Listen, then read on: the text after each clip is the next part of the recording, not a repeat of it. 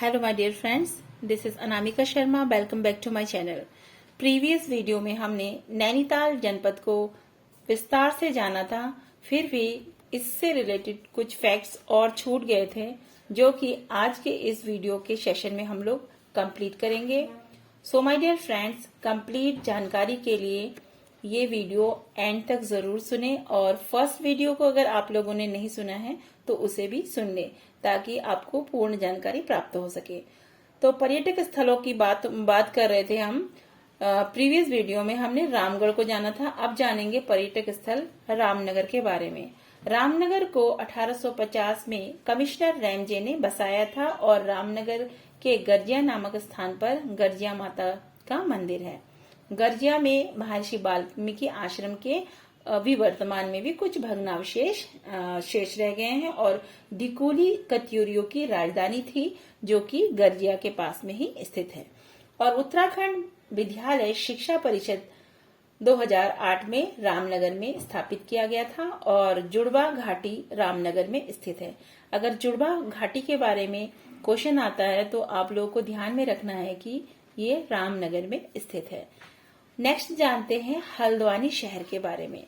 हल्द्वानी शहर जो कि प्लेन्स के बिल्कुल नजदीक है और ये हमारा भावर क्षेत्र है। हल्द्वानी गोला नदी के तट पर स्थित राज्य का सबसे बड़ा व्यापारिक नगर है जो कि बहुत ही ज्यादा महत्वपूर्ण है परीक्षा दृष्टि से। और हल्द्वानी में जो हल्दू के पेड़ों की अधिकता थी, इसी कारण जो है हल्द्वानी का नाम हल्द्वानी था और इसी के धीरे धीरे परिवर्तित होके अब उसका नाम क्या हो गया, हल्द्वानी हो गया। अब हल्द्वानी का जो प्राचीन नाम है वो है बमोरी है। अगर हल्द्वानी का प्राचीन नाम पूछ लिया जाता है तो आपको ऑप्शन में देख के चूज करना है कि क्या पूछ रहा है एग्जामिनर और आपको आंसर किस प्रकार से फाइंड आउट करना है। तो बमोरी किसका प्राचीन नाम है, हल्द्वानी का। आधुनिक हल्द्वानी का निर्माण 1834 में विलियम ट्रेल के द्वारा किया गया था और ट्रेल ने हल्द्वानी शहर में अपने लिए बंगला भी बनवाया था जिसे खाम का बंगला कहा जाता था। और 1901 में हल्द्वानी में आर्य समाज भवन और 1902 में सनातन धर्म सभा का भी निर्माण हुआ। हल्द्वानी में नहरें बनाने का काम कमिश्नर रैमजे ने किया था और अप्रैल 1884 को पहली रेलगाड़ी लखनऊ से हल्द्वानी पहुंची और 1 सितंबर 1966 को हल्द्वानी नगरपालिका घोषित की गई। 2011 को हल्द्वानी को नगर निगम बनाया गया और हल्द्वानी राज्य का तीसरा सबसे बड़ा नगर निगम है। नाहन पर्वत श्रृंखलाएं हल्द्वानी में स्थित है। ये भी क्वेश्चन रिपीटेड है कि हल्द्वानी की जो पर्वत श्रेणियां हैं वो किस नाम से जाना जाता है उसे, तो नाहन पर्वत श्रृंखलाओं के बीच में हल्द्वानी बसा हुआ है। डाकू सुल्ताना कुआं कहाँ पे स्थित है, हल्द्वानी में स्थित है। अब हल्द्वानी के जो प्रमुख संस्थान है उससे भी परिचित होते हैं। जो राज्य में प्रथम दुग्ध डेयरी संघ की स्थापना कहाँ पे हुई, इस प्रकार से भी क्वेश्चन पूछ लिया जाता है और किस वर्ष में हुई। तो राज्य में प्रथम दुग्ध डेयरी संघ की स्थापना हल्द्वानी में हुई थी और कब हुई थी, 1949 में हुई थी। स्टेट कैंसर इंस्टीट्यूट हल्द्वानी में प्रस्तावित है और forest training school Haldwani Nainital में ही स्थित है। वन एवं पंचायत प्रशिक्षण एकेडमी हल्द्वानी नैनीताल में स्थित है और सुशीला तिवारी फॉरेस्ट कॉलेज हल्द्वानी में स्थित है। हल्द्वानी में कत्था उद्योग भी काफी प्रसिद्ध है और ये क्वेश्चन भी प्रीवियस ईयर के एग्जाम में पूछ लिया गया था।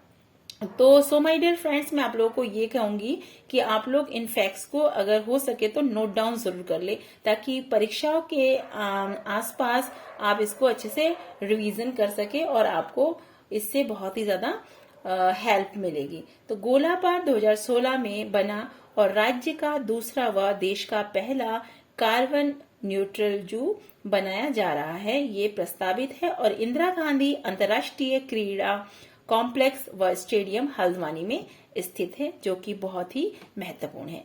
पर्यटक स्थल रानीबाग से भी परिचित होते हैं। रानीबाग में जिया रानी का मेला लगता है और रानी बाग का पुराना नाम क्या था, ये भी कई बार एग्जाम्स में रिपीटेड है। तो चित्रशिला है। क्वेश्चन इस प्रकार से भी आपसे पूछ लिया जा सकता है कि चित्रशिला किसका पुराना नाम है और रानी बाग का पुराना नाम क्या है। Hindustan machine tools limited Ranibagh Haldwani में स्थित है और शीतला माता का मंदिर रानीबाग में स्थित है। सो माय डियर फ्रेंड्स, देखिए एक प्रकार से ये समझ लीजिए कि शीतला माता मंदिर अगर पूछता है एग्जाम में, क्वेश्चन में अगर शीतला माता मंदिर के बारे में पूछा जाता है तो आंसर क्या होगा, इसका आंसर होगा हल्द्वानी नैनीताल भी हो सकता है या फिर रानीबाग हो सकता है, और आपको ऑप्शन के अनुसार ही इसका आंसर चूज करना है। लेकिन कभी इस बात से आप कंफ्यूज्ड मत होइए कि अगर शीतला देवी मंदिर के बारे में पूछ लिया जाता है तो ये हल्द्वानी नैनीताल अथवा रानीबाग नहीं होगा, इसका आंसर होगा अल्मोड़ा। तो क्वेश्चन को अच्छे से पढ़े और उसी प्रकार से आप आंसर को फाइंड आउट करें। यहाँ मार्कंडेय ऋषि की तपस्थली भी स्थित है रानीबाग में, और नैनीताल जनपद में जो प्रसिद्ध मंदिर है उनके बारे में भी जान लेते हैं।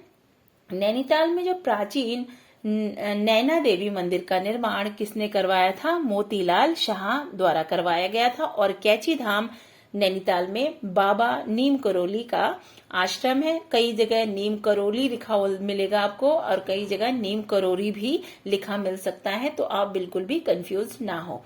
नैनीताल के घोड़ाखाल गोलू देवता का मंदिर है, जिसे गोलजू देवता भी लिखा सकता है। ठीक है, तो आप इसको भी अच्छे से देखिए। अब गोलू देवता की मंदिर हमारे राज्य में और कहाँ कहाँ पर है, आप लोग कमेंट बॉक्स में जरूर लिखें। मुक्तेश्वर महादेव का मंदिर नैनीताल में है और गांधी मंदिर नैनीताल में ही स्थित है।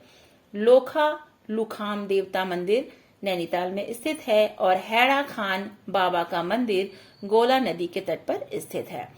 पाषाण देवी माता मंदिर नैनीताल में स्थित है और चीना बाबा मंदिर नैनीताल में स्थित है। नैनीताल में भारत का पहला मेथोडिस्ट चर्च बनाया गया और नैनीताल जनपद के प्रमुख त्योहार और मेलों से भी परिचित होते हैं। दशहरा मेला नैनीताल के कालाडूंगी में लगता है और हरियाली मेला नैनीताल के भीमताल में लगता है। यह मेला कर्क संक्रांति में लगता है और जिया रानी का मेला रानीबाग नैनीताल में लगता है। सीताबनी का रामनवमी मेला नैनीताल के रामनगर में लगता है और बेतालेश्वर महादेव मेला नैनीताल जिले में कोसी नदी के तट पर लगता है। जानते हैं खेल खिलाड़ी और व्यक्तित्व के बारे में जो कि नैनीताल से बिलोंग करते हैं। और नैनीताल में 1968 ईस्वी में पर्वतारोहण क्लब कार्यरत है और इंदिरा गांधी अंतर्राष्ट्रीय क्रिकेट स्टेडियम हल्द्वानी में स्थित है। अनूप शाह फोटोग्राफर से जुड़े हैं और जिन्हें 2019 में पद्मश्री अवार्ड से पुरस्कृत किया गया, इनका संबंध भी नैनीताल से है। और पूर्व मुख्यमंत्री नारायण दत्त तिवारी का संबंध भी नैनीताल जनपद से है। आई होप आप लोगों को पता होगा कि नारायण दत्त तिवारी का जन्म नैनीताल के किस क्षेत्र से हुआ था। अगर आप लोगों को ज्ञात है तो कमेंट बॉक्स में जरूर लिखिए। अब जानते हैं नैनीताल जनपद में भाषा और बोलियों के बारे में। जो कुमैया बोली है नैनीताल के काली कुमाऊं क्षेत्र में बोली जाती है और फलदा कोटी बोली नैनीताल व अल्मोड़ा में बोली जाती है। ये बोलियों के बारे में भी प्रीवियस ईयर के क्वेश्चन देखे गए हैं कि इससे भी रिलेटेड क्वेश्चंस उठ रहे हैं। तो क्वेश्चंस जो है डीपली पूछ लिए जा रहे हैं। तो सो माय डियर फ्रेंड्स, बिल्कुल अवेयर रहें और परीक्षाओं की तैयारी इस प्रकार से करें कि आपको किसी भी प्रकार की डिफिकल्टीज ना आए क्वेश्चनों को सॉल्व करने में। रच भैंसी बोली को नैनीताली कुमाऊनी बोली भी कहा जाता है, रच भैंसी बोली को। और नैनीताल जनपद में जो संस्थान है और विभाग है उनसे भी परिचित हो लेते हैं। लोक संस्कृति संग्रहालय डॉक्टर यशोधर मटवाल द्वारा 1983 में भीमताल खुटानी में स्थापित किया गया था। तितलियों का जो संग्रहालय है वो भीमताल नैनीताल जिले में है और तितलियों के संग्रहालय की स्थापना फ्रेडरिक स्मेटा ने की। जड़ी बूटी विपणन हेतु रामनगर में हर्बल मंडियां बनाई गई और उमंग नामक कला संस्थान नैनीताल में ही स्थित है। फॉरेस्ट ट्रेनिंग इंस्टीट्यूट हल्द्वानी में स्थित है और टरार अनुसंधान केंद्र भीमताल नैनीताल में है। लघु उद्योग सेवा संस्थान हल्द्वानी नैनीताल में स्थित है और राष्ट्रीय पादप एवं जैविकी अनुसंधान केंद्र भुवाली नैनीताल में है। हिल्ट्रॉन भीमताल में स्थित है और उत्तराखंड शिक्षा एवं परीक्षा परिषद रामनगर नैनीताल में स्थित है। उत्तराखंड प्रशासनिक प्रशिक्षण अकेडमी की स्थापना 1988 में नैनीताल में की गई और मलेरिया शोध उन्मूलन केंद्र भुवाली में स्थित है। उत्तराखंड न्यायिक एवं विधिक अकेडमी भुवाली नैनीताल में दिसंबर 2004 से है और प्रशिक्षण एवं सेवा योजना निदेशालय नैनीताल में ही स्थित है। उच्च शिक्षा निदेशालय हल्द्वानी नैनीताल में स्थित है और राजकीय वैधशाला मनोरा पीक नैनीताल में स्थित है। मलेरिया शोध एवं उन्मूलन केंद्र नैनीताल के भुवाली में स्थित है और राष्ट्रीय शीत जल मत्स्य अनुसंधान केंद्र नैनीताल में स्थित है। 31 मार्च 1976 को नैनीताल में कुमाऊं गढ़वाल विकास निगम की स्थापना हुई, जो कि बहुत ही महत्वपूर्ण है। Central Himalayan environment association Nainital में स्थित है। जानते हैं बहुत ही ज्यादा महत्वपूर्ण फैक्ट को उच्च न्यायालय भवन नैनीताल से परिचित होंगे। 27 अप्रैल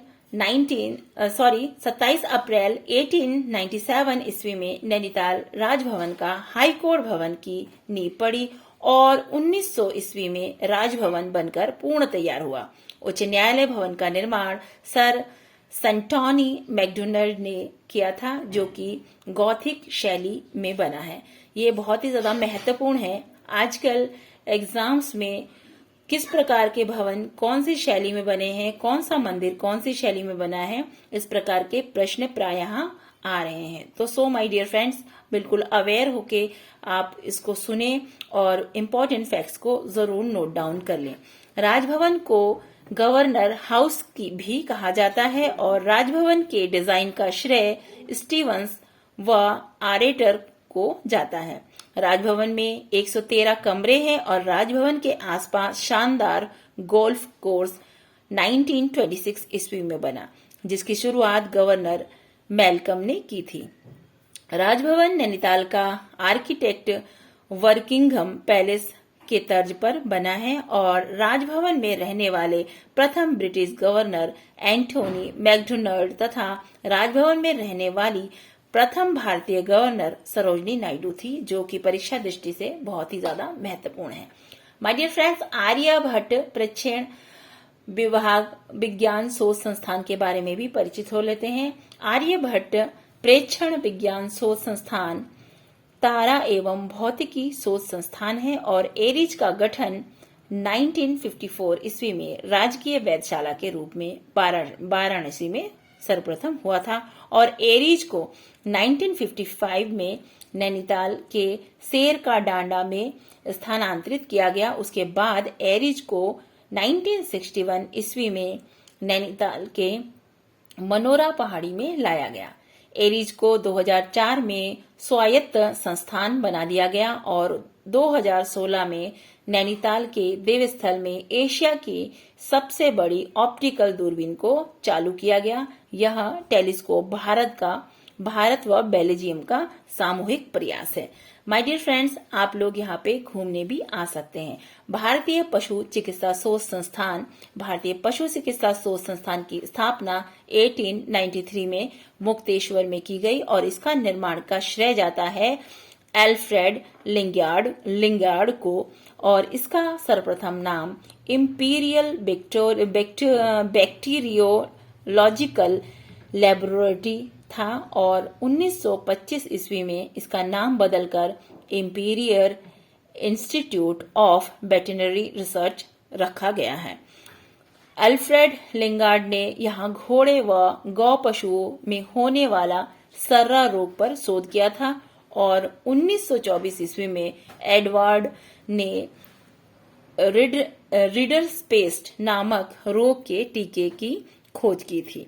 रानीखेत के रानीखेत रोग के टीके का आविष्कार इसी सेंटर में हुआ था, जो कि परीक्षा दृष्टि से बहुत महत्वपूर्ण है, क्योंकि ये प्रश्न भी प्रीवियस ईयर के क्वेश्चन पेपर में पाया गया है। नैनीताल जनपद में शिक्षा और समाचार पत्र से भी परिचित हो लेते हैं। 1966 ईस्वी में घोड़ाखाल सैनिक स्कूल की स्थापना जयमल्ल सिंह ने की थी। शेरवुड कॉलेज नैनीताल में 1869 ईस्वी में बना और बिरला विद्या मंदिर नैनीताल में 1947 में बिरला मंदिर नैनीताल में बिरला मंदिर जो था वो नैनीताल में स्थापित किया गया सन 1947 में। 30 नवंबर 1973 ईस्वी को कुमाऊं विश्वविद्यालय की स्थापना हुई और जिसका मुख्यालय बनाया गया नैनीताल को। उत्तराखंड मुक्त विश्वविद्यालय की स्थापना 31 अक्टूबर 2005 को नैनीताल में हुआ और पहाड़ एवं उत्तरा नामक पत्रिकाएं नैनीताल से निकलती है। समय विनोद 1868 ईस्वी में राज्य का प्रथम हिंदी समाचार पत्र है और पर्वतीय समाचार पत्र नैनीताल से ही प्रकाशित होता है। खबर संसार समाचार पत्र नैनीताल से प्रकाशित होता है। हिल रिव्यू अंग्रेजी समाचार पत्र हल्द्वानी से प्रकाशित होता है। कुर्मांचल केसरी का प्रकाशन भी हल्द्वानी से होता है और नागरिक एवं उत्तराखंड मशाल समाचार पत्र रामनगर नैनीताल से प्रकाशित होता है। और नैनीताल जनपद में चिकित्सा व्यवस्था से भी परिचित हो लेते हैं। भोपाली में क्षय रोग अस्पताल की स्थापना 1912 ईस्वी में हुई। सुशीला तिवारी मेमोरियल चिकित्सालय हल्द्वानी नैनीताल में स्थित है। सुशीला तिवारी मेमोरियल चिकित्सालय को मेडिकल कॉलेज का दर्जा दिया गया, जो कुमाऊं विश्वविद्यालय के अंतर्गत है और सुशीला तिवारी मेमोरियल चिकित्सालय में राज्य का प्रथम पैरामेडिकल संस्थान व कैंसर हॉस्पिटल भी है। नैनीताल जनपद में परिवहन सुविधाओं से भी अवगत हो लेते हैं। नैनीताल के काठगोदाम को 1882 में सड़क मार्ग से जोड़ा गया। उत्तर प्रदेश के रामपुर से किच्छा काठगोदाम तक रेल लाइन 1884 ईस्वी में बिछाई गई, जो कि परीक्षा दृष्टि से बहुत ही महत्वपूर्ण है। 24 अप्रैल 1884 को पहली रेल गाड़ी उत्तराखंड से हल्द्वानी आई और मुरादाबाद से काशीपुर तथा काशीपुर से रामनगर तक रेलवे लाइन 1907 ईस्वी को बनाई गई थी। रामनगर रेलवे स्टेशन गढ़वाल व कुमाऊं दोनों का मुख्य केंद्र है। Kumaon motor honours union limited की स्थापना 1939 ईस्वी में काठगोदाम में हुई और ऑपरेटिव ट्रांसपोर्ट सोसाइटी लिमिटेड की स्थापना 1958 में रामनगर में हुई। जानते हैं नैनीताल जनपद के अन्य महत्वपूर्ण बिंदु जो छूट गए थे या रह गए थे, उनको भी इस सेशन में हम लोग इंक्लूड कर लेते हैं ताकि हमें पूरी कंप्लीट जानकारी मिल सके। तो नैनीताल राज्य का पहला वाईफाई जिला है और फांसी का गदेरा नैनीताल में स्थित है। शैलेश मटियानी पुस्तकालय संग्रहालय रामगढ़ में स्थित है और नैनीताल में शारदा संघ की स्थापना 1943 में हुई। हिमालय म्यूजियम नैनीताल में स्थित है। पहाड़ नामक संस्था की स्थापना शेखर पाठक जी ने की। महाशीर मछली के पालन के लिए मत्स्य विकास परियोजना भीमताल में शुरू की गई और नैनीताल रोपवे 1985 ईस्वी में बना। नैनीताल में सेवा राम सभा की स्थापना 1918 में हुई। हल्द्वानी में टाउन एरिया कमेटी की स्थापना 1885 में हुई, जो कि बहुत ही महत्वपूर्ण है। लीला शाह बापू का आश्रम नैनीताल में है और आर्य समाज ज्ञानोदय पुस्तकालय भी नैनीताल में स्थित है, जो कि 1902 में स्थापित किया गया। कुमाऊं भावर खेतिहार न्यास निधि का गठन 1906 ईस्वी को नैनीताल में हुआ। 1905 ईस्वी में भारतीय सेना का ईस्टर्न कमांड का मुख्यालय नैनीताल में स्थापित किया गया और नैनीताल में 18 सितंबर 1880 में भूस्खलन के कारण नैना देवी मंदिर पूर्ण रूप से नष्ट हो गया था। प्रथम बार रिकॉर्डेड भूस्खलन 1866 जो फर्स्ट टाइम रिकॉर्डेड भूस्खलन हुआ था नैनीताल में 1866 से 1867 के मध्य हुआ था और 18 1967 में आपदा प्रबंधन के लिए हिल सेफ्टी कमेटी बनी थी। विक्टोरिया बांध नैनीताल के भीमताल में स्थित है। इसे भीमताल बांध भी कहा जाता है और भीमताल बांध 1882 में हेनरी एस्योर्ड द्वारा डिजाइन किया गया था। नैनीताल जनपद के जो विधानसभा क्षेत्र है, कुल विधानसभा क्षेत्रों की संख्या इसके अंतर्गत 6 है, जो कि भीमताल, कालाडूंगी, रामनगर, लालकुआ और हल्द्वानी में।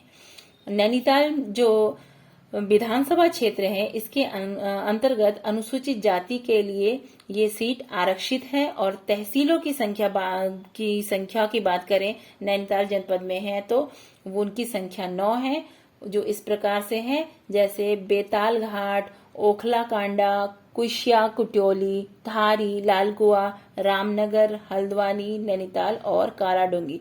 ये बहुत ही महत्वपूर्ण है। आपको 4 ऑप्शंस में दे दिए जाएंगे, एक अलग दे दिया जाएगा और आपसे पूछ लिया जाएगा नैनीताल तहसील इसमें से कौन सा है अथवा कौन सा नहीं है। इस प्रकार से प्रश्न प्रीवियस ईयर में भी आए थे। सो माय डियर फ्रेंड्स, आप लोग इसे नोट डाउन जरूर कर ले। विकास खंडों की संख्या 8 है, जो कि ओखलाकांडा और रामगढ़, कोटाबाग, भीमताल, बेतालघाट, धारी, हल्द्वानी और रामनगर है। माय डियर फ्रेंड्स, मैंने नैनीताल जनपद के सारे फैक्ट्स को इन 2 वीडियो में पूर्ण रूप से सम्मिलित करने की कोशिश की है। मुझे नहीं लगता कि इससे बाहर कोई एग्जाम में क्वेश्चन आ सकता है। आप इन दोनों वीडियो को बहुत ही अच्छी तरीके से सुन ले और सुन के इसे नोट डाउन जरूर कर ले, ताकि आपको अगर नैनीताल जनपद से कोई क्वेश्चन मिले तो आप बहुत इजीली सॉल्व कर पाए।